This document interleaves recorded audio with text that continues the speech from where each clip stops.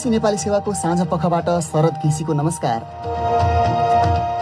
आज कार्यक्रममा कोरोना भाइरसबाट थप 9,000 भन्दा धेरै संक्रमित, 50 जनाको मृत्यु, बिरामीको बढ्दो चापसँगै खास गरी सरकारी अस्पतालका स्वास्थ्य कर्मीहरू भन्छन् हाम्रो लागि दिनरात बराबर। मेरो कुनै समय छैन, 24 घण्टा व्यस्त हुन्छु, किनभने मैले राति 2 बजे 3 बजे राति पनि मैले फोनमा व्यक्तिहरूलाई कोभिडका बारेमा सुझाव र सल्लाह दिइरहेकै छु।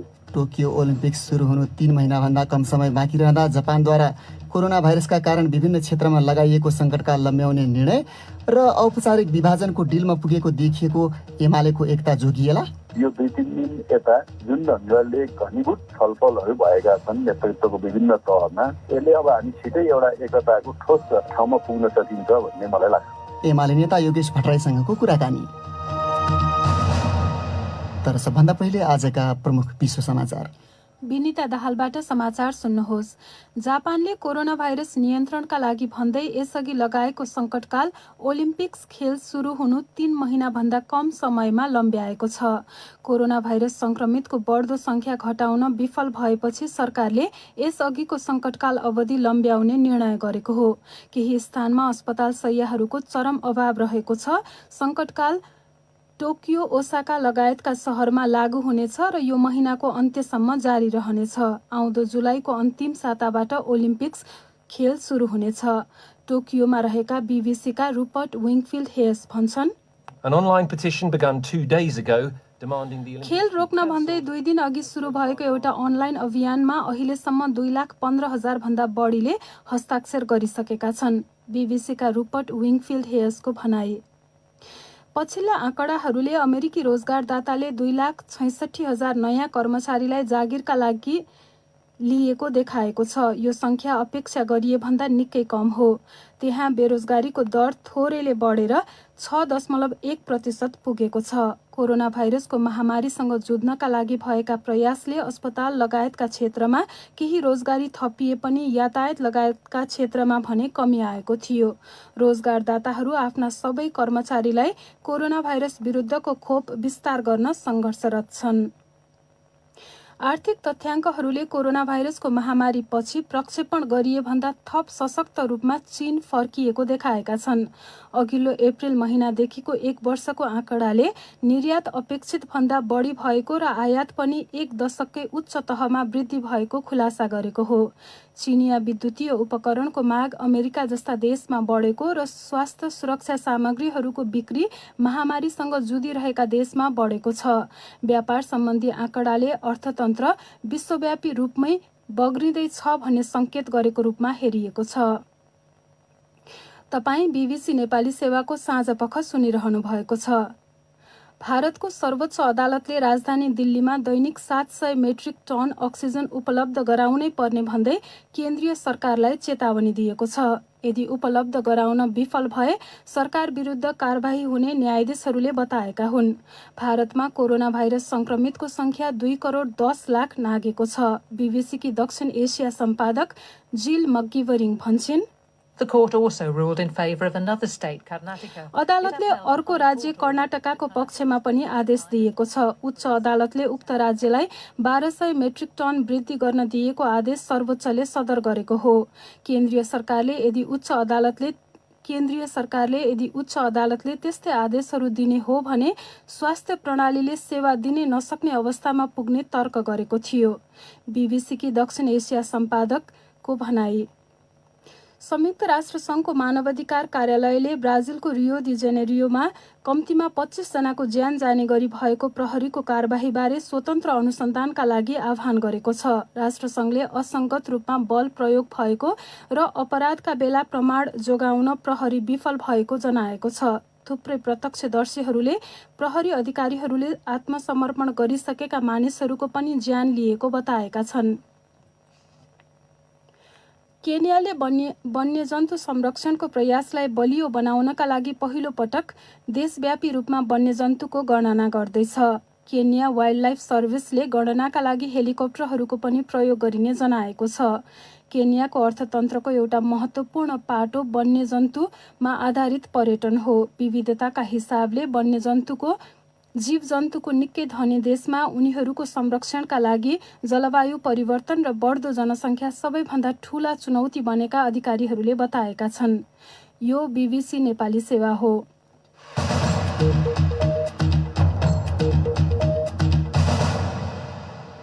साँझपोखमा तपाईलाई स्वागत छ। नेपालमा पछिल्लो 24 घण्टामा अहिलेसम्मकै सर्वाधिक 9196 जनामा कोरोना भाइरस संक्रमण पुष्टि भएको स्वास्थ्य तथा जनसङ्ख्या मन्त्रालयले जनाएको छ। थप 50 जनाले ज्यान गुमाएका छन् भने स्वास्थ्य अवस्था गम्भीर भई भेन्टिलेटरमा उपचार गराइरहेकाहरूको संख्या एक हप्ता अघिको भन्दा दोब्बर भएको छ। प्रस्तुत छ एक रिपोर्ट। स्वास्थ्य मन्त्रालयको तथ्याङ्क अनुसार पछिल्लो वृद्धिसँगै देशभरि 78,000 भन्दा धेरै सक्रिय संक्रमित छन्। ती मध्ये अस्पतालमा रहेका 728 जनाको सघन उपचार कक्ष ICU र 231 जनाको भेन्टिलेटरमा उपचार भइरहेको छ। एक हप्ता अघिसम्म भेन्टिलेटरमा उपचाररत बिरामीको संख्या 100 को हाराहारीमा थियो। काठमाडौँ उपत्यकामा सर्वाधिक संख्यामा संक्रमित फेला पर्ने क्रम आज पनि जारी रह्यो। मन्त्रालयका अनुसार काठमाडौँ जिल्लामा 3000 सहित उपत्यकाभित्र 4000 भन्दा बढी संक्रमित थपिएका छन्। हिजो जस्तै आज पनि उपत्यका बाहिर सबैभन्दा धेरै रूपन्देहीमा 730 जनामा संक्रमण पुष्टि भएको छ। आजको तथ्याङ्क अनुसार 10 वर्षभन्दा कम उमेरका करिब 200 जना, 10 देखि 19 वर्षका 600 जना र 20 देखि 39 वर्षका 4400 जना संक्रमित थपिएका छन्। त्यस्तै 40 देखि 49 वर्षका झण्डै 1600 र 50 देखि 59 वर्षका 1200 जना संक्रमित थपिएका छन्। स्वास्थ्य मन्त्रालयले कोभिड-19 का बिरामी अस्पताल जानु परेमा वा शय्या आवश्यक परेमा पैसा नलाग्ने फोन नम्बर 1133 अर्थात् 1133 का साथै मोबाइल नम्बर 98512 55839 र 98512 55837 अनि एम्बुलेन्स सेवाको लागि 102 मा सम्पर्क गर्न आग्रह गरेको छ। ती नम्बरहरू 24 घण्टा खुला रहने मन्त्रालयले जनाएको छ। कोरोना भाइरसको महामारी बढ्दै जाँदा देशका विभिन्न भागबाट हृदय विदारक घटनाहरू प्रकाशमा आइरहेका छन्। बाँकेको कोहलपुर स्थित नेपालगञ्ज मेडिकल कलेजको शिक्षण अस्पतालमा PCR परीक्षण गराउन लाइनमा बसेका एकजनाको पालो कुर्दा कुर्दै आज मृत्यु भएको छ। अस्पतालका डाक्टर दिनेश श्रेष्ठले करिब 59 वर्षीय ती पुरुष एक हप्तादेखि बिरामी भएर घरमा बसेको र सास फेर्न गाह्रो भएपछि PCR परीक्षण गराउन लामो लाइनमा बसेका बेला उनको मृत्यु भएको प्रारम्भिक जानकारी प्राप्त भएको बताए। 4400 भन्दा बढी सक्रिय संक्रमित रहेको बाँके जिल्लाकै नेपालगञ्ज स्थित भेरी अस्पतालको आकस्मिक कक्षमा कार्यरत एकजना स्वास्थ्य कर्मीमाथि आज कुटपिट भएको छ। भेरी अस्पतालले उक्त घटनाको निन्दा गर्दै सुरक्षाको माग गरेको छ। 250 भन्दा धेरै संक्रमितको उपचार भइरहेको उक्त अस्पतालमा अधिकांश स्वास्थ्य कर्मी आफै पनि संक्रमित छन् र धेरैजसो बिरामीलाई अक्सिजन दिनुका साथै सघन उपचार कक्ष ICU र भेन्टिलेटरमा राखेर उपचार गर्नुपर्ने भएकाले जनशक्ति अभाव रहेको बताइएको छ। नेपालगञ्जबाट बिमला चौधरीले पठाएको एक रिपोर्ट। भेरी अस्पतालको आइसोलेसन वार्डमा सुरुदेखि नै नर्सिङ इन्चार्जको रूपमा काम गर्दै आएकी शारदा चौधरी अहिले पनि निरन्तर सेवामा खटिएकी छन्। एकपटक आफै संक्रमित भइसकेको बताउने उनी अहिले घरमा परिवारका 2 सदस्य बिरामी हुँदा समेत आइसोलेसनमा रहेका बिरामीहरूको सेवामा तल्लीन रहेको बताउँछिन्। आमा बिरामी, छोरी बिरामी, बिहानभरि आमा र नानीको केयर गर्छु, त्यसपछि खाना खाएर ड्युटी आउँछु। टाइमै हुँदैन, म बिहानदेखि पानी पनि खाँदैन। अस्पताल र आइसोलेसनमा हाल 530 बढी जटिल अवस्थाका संक्रमितले उपचार गराइरहेको जिल्ला कोभिड संकट व्यवस्थापन केन्द्र बाँकेले जनाएको छ। भेरी अस्पतालले 58 बेडको आइसोलेसन वार्ड सहित थप 3 वटा हलमा राखेर संक्रमितको उपचार गरिरहेको जनाएको छ। स्थानीय तहले सञ्चालन गरेका आइसोलेसनबाट पनि जटिल अवस्था भएपछि अस्पतालमै आउने गरेको स्वास्थ्य कर्मीहरू बताउँछन्। संक्रमितको संख्या बढ्दै जाँदा आफूहरूलाई एकछिन उभिएर आराम गर्न समेत समय नहुने बताउँछिन् अर्का नर्स मधु गुरुङ। कति शिष्यहरू त बिचारा काम गर्दा गर्दै पनि आफूलाई गाह्रो भएर कि बेड साइडमा सेफ्टी प्लेसमा रेस्ट गर्नु पनि भएको हुन्छ। हामीहरूलाई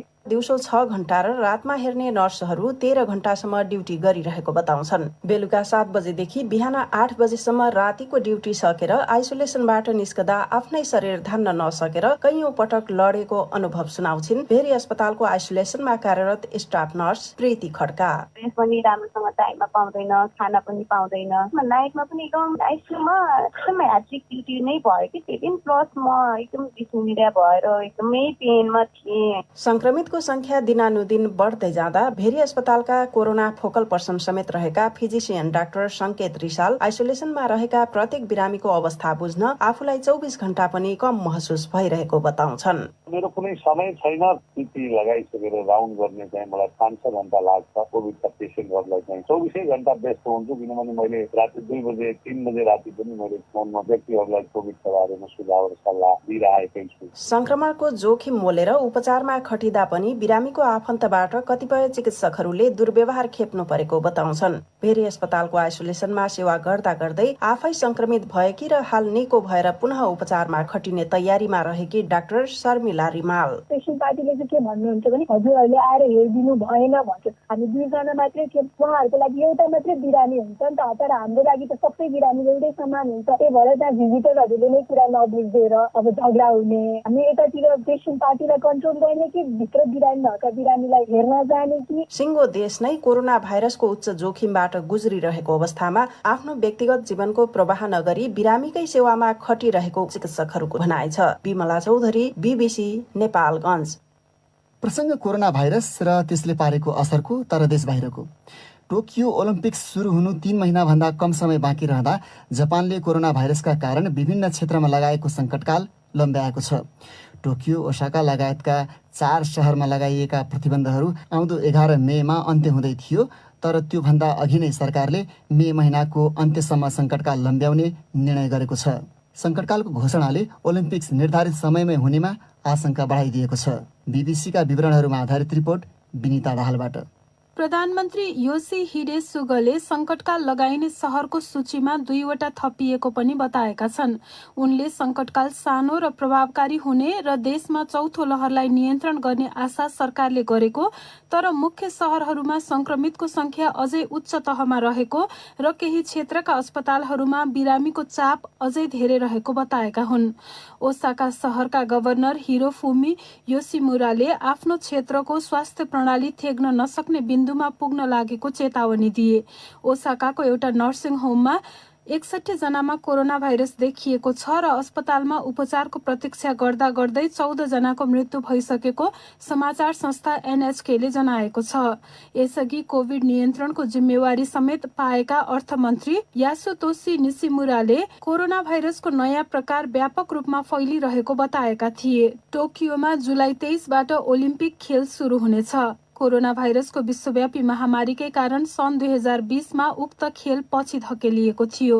200वटा देशका 10,000 भन्दा बढी खेलाडीले ओलिम्पिक्समा भाग लिनेछन्। अब लागौं भारत। कोरोना भाइरस महामारीको दोस्रो ठूलो लहरको चपेटामा परेको भारतको सरकारले अब केही क्षेत्रमा भाइरसको संक्रमण दर केही सुस्त हुन थालेको संकेत देखिएको बताएको छ। तर के त्यहाँ साँच्चै संक्रमितको दर घट्न थालेको हो वा महामारी अब ओह्रालो लाग्न थालेको हो?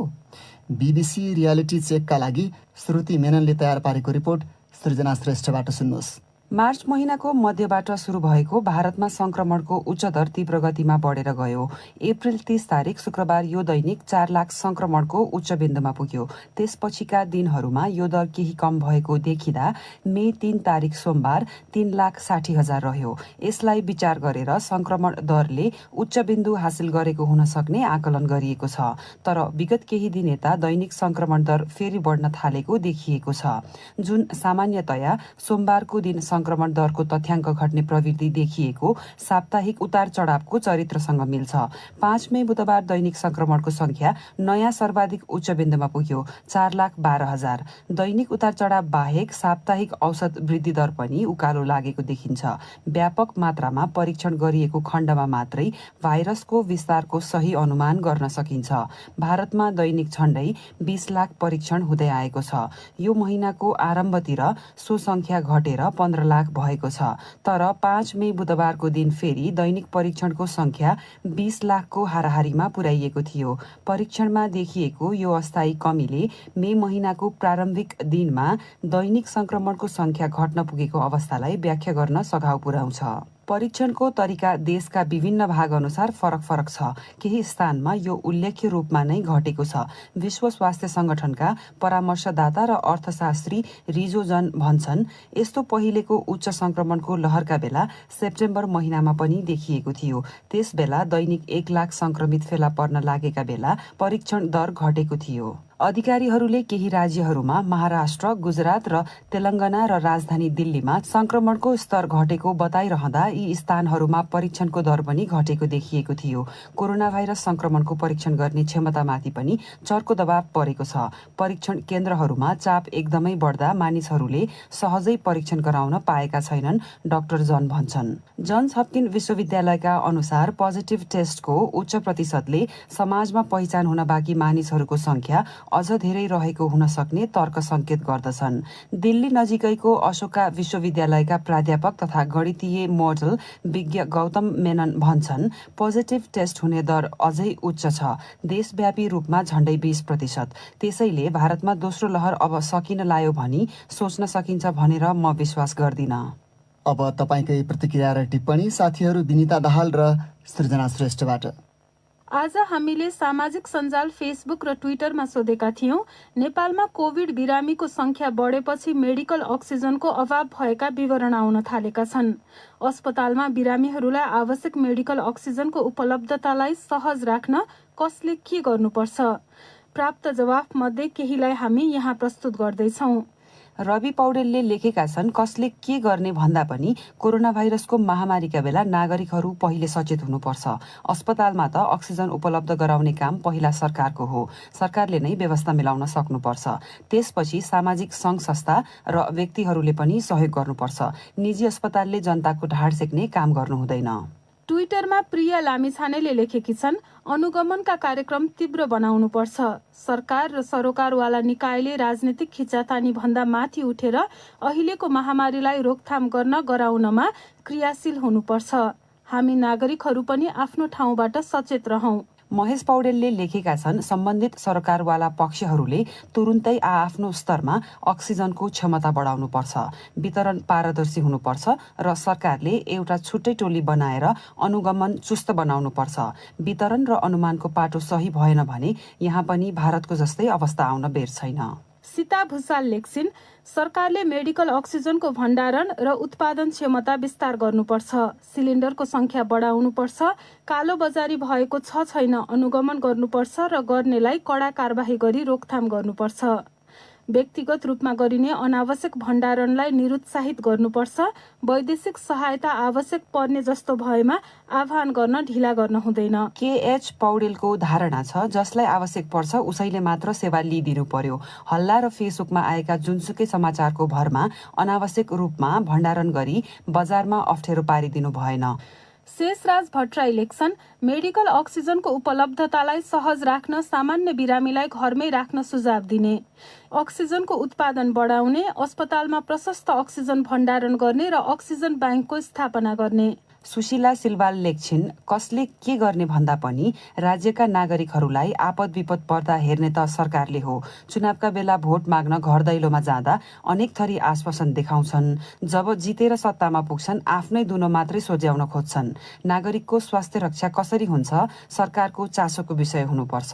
ओम प्रकाश पाण्डेले चाहिँ 3 तहका सरकारबीच समन्वय हुनुपर्ने धारणा राखेका छन्। उनी लेख्छन्, अस्पताल व्यवस्थापन समिति, 3 तहका सरकार र सरोकारवाला निकाय बीच समन्वय हुनु पर्यो।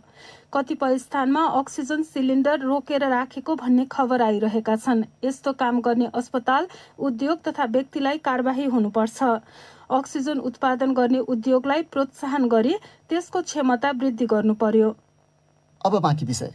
सर्वोच्च अदालतले काठमाडौँको बालुवाटार स्थित सरकारी जग्गा हिनामिना प्रकरणका अभियुक्त एक पूर्व उच्च अधिकारीलाई धरौटीमा रिहा गर्न आदेश दिएको छ। अख्तियार दुरुपयोग अनुसन्धान आयोगका पूर्व प्रमुख आयुक्त समेत रहेका दीप बस्नेत मन्त्रालयको सचिव छँदा उक्त जग्गा प्रकरणमा संलग्न रहेको भन्दै परेको भ्रष्टाचार मुद्दामा विशेष अदालतले पूर्व पक्षका निम्ति उनलाई थुनामा राख्न आदेश दिएको थियो।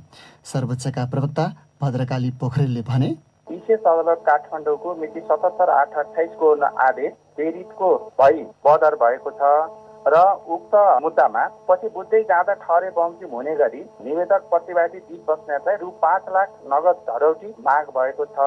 न्यायाधीशहरू ईश्वर खतिवडा र आनन्दमोहन भट्टराईको संयुक्त इजलासले उक्त आदेश दिएको हो।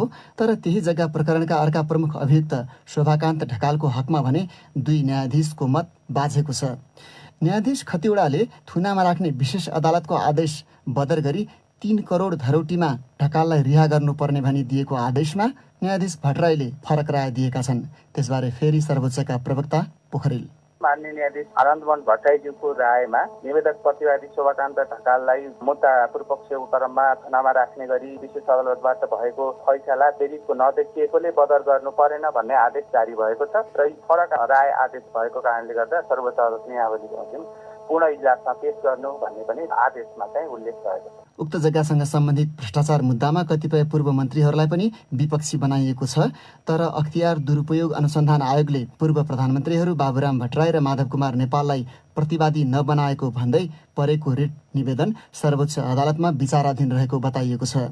उनीहरूको कार्यकालमा मन्त्री परिषदको नीतिगत निर्णय भएकाले उनीहरूलाई मुद्दा नलगाइएको अख्तियारले जनाएको थियो। अब अर्को विषय, औपचारिक फुटको डिलमा पुगेको देखिएको नेकपा एमालेका अध्यक्ष एवं प्रधानमन्त्री केपी शर्मा ओली र उनले कारबाही गरेका नेता माधव कुमार नेपालका साथै दुवै पक्षका नेताहरूले छलफल तीव्र बनाएको देखिएको छ। प्रधानमन्त्रीसँग समेत छलफल गरेका नेता नेपाल पक्षका एकजना युवा नेता हुन् योगेश भट्टराई। एकैछिन अघि हामीले उनलाई पार्टीलाई विभाजनबाट जोगाउने कुनै सङ्केत पाउनुभयो भनी सोधेका थियौँ।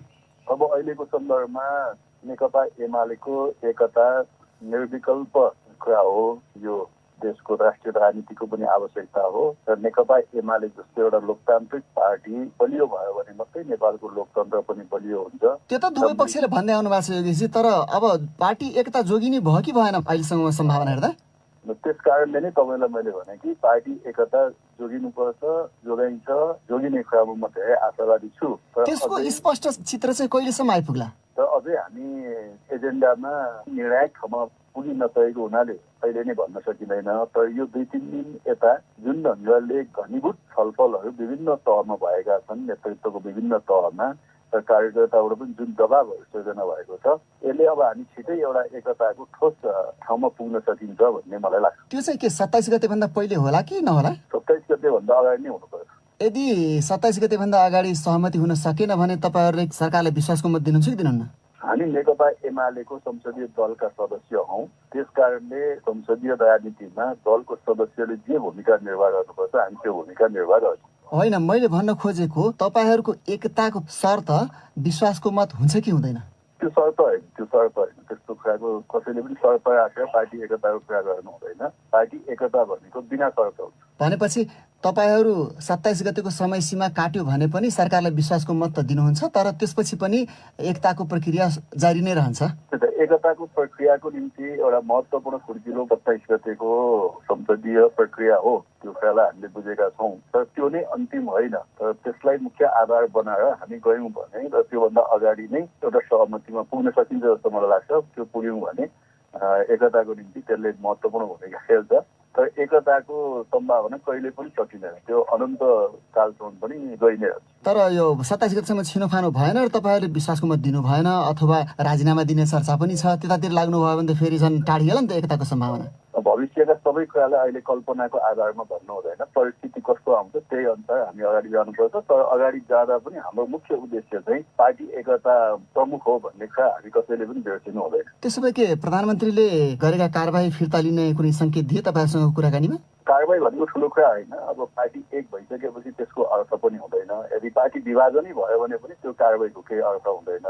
यस्ता सबै कुरा पार्टी एकताको अगाडि गौण हुन्छन् र ती मिलेरै जान्छ। अहिले कारबाहीलाई मुख्य आधार बनाइएको छैन। केलाई बनाउनु भएको छ त? फागुन 23 गतेको सर्वोच्च अदालतको फैसलालाई कार्यान्वयन गर्ने कुरा हो। त्यो भनेको पार्टीका कमिटीहरू 75 साल जेठ 2 गतेबाट फ्रेस स्टार्ट सुरु हुन्छ भन्ने कुरा हो। त्यसमा त कारबाही फुक्यो भने त स्वतः आइहाल्यो नि। पार्टी एकतामा जाने भएपछि त कसैले कसैलाई कारबाही गर्यो भने त पार्टी एकतै भयो नि। त्यसभित्रको एउटा अंश कारबाही अहिले फिर्ता लिने अनि बाँकी जुन पहिलेकै अवस्थामा पार्टीलाई फर्काउने भन्ने कुरा 27 गते पछि छलफल गरौँ भन्ने प्रस्ताव भयो भने त्यसलाई पनि एउटा सकारात्मक सङ्केतको रूपमा त लिन सकिन्छ। तर त्यो नै निर्णायक कुरा चाहिँ होइन। एमाले नेता योगेश भट्टराई। अब अन्तिम प्रसङ्ग, राष्ट्रिय क्रिकेट टोलीमा प्रवेश गरेपछिको पहिलो प्रतियोगितामै 3वटा अर्धशतक प्रहार गरेर विश्व कीर्तिमान रचेका ब्याट्सम्यान कुशल भुर्तेल अप्रिल महिनाको विश्वकै उत्कृष्ट खेलाडीको मनोनयनमा परेका छन्। अन्तर्राष्ट्रिय क्रिकेट परिषद आइसिसीको छनौटमा परेका उत्कृष्ट 3 खेलाडी मध्ये विजेताको छिनोफानो समर्थकले दिएको मतको आधारमा हुनेछ।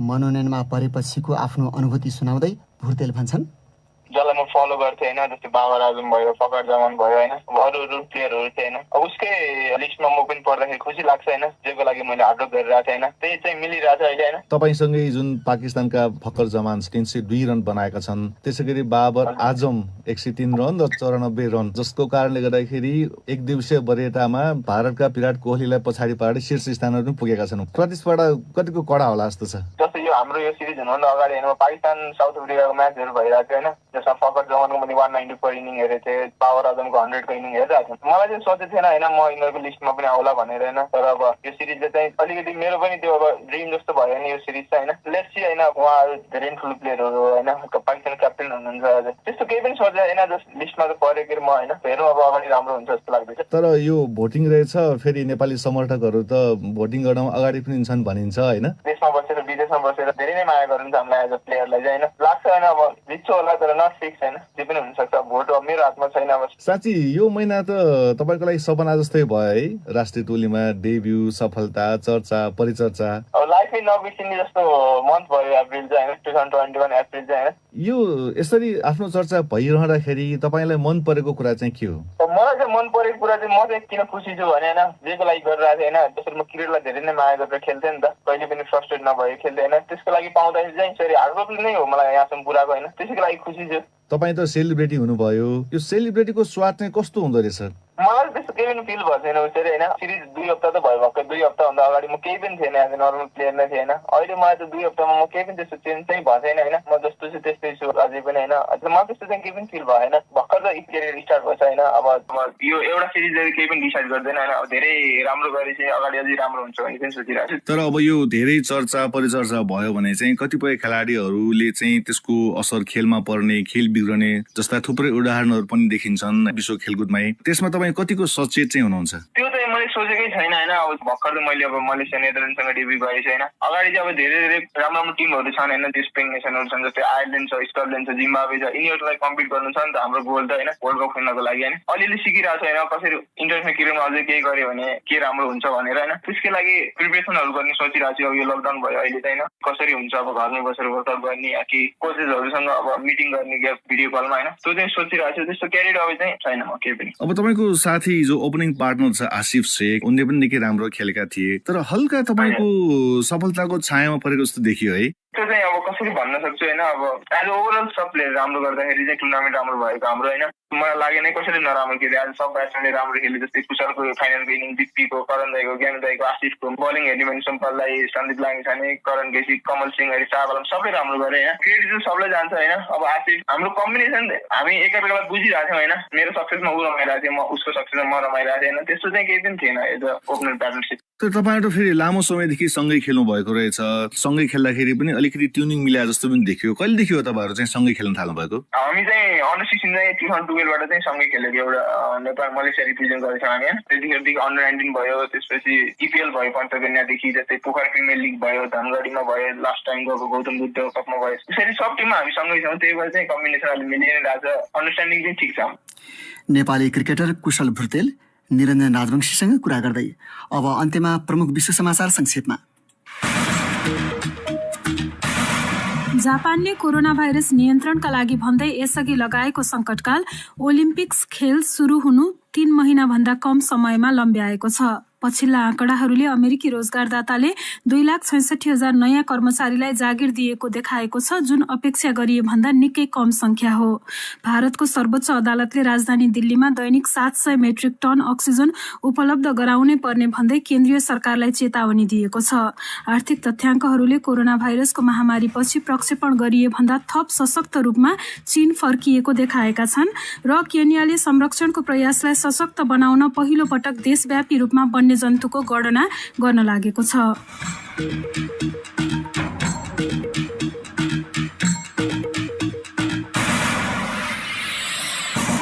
हवस् त यसका साथै बीबीसी नेपाली सेवाको साँझपख यही सकिन्छ। अब भने हामी सोमबार बिहान 7:15 बजे मात्र आउनेछौँ।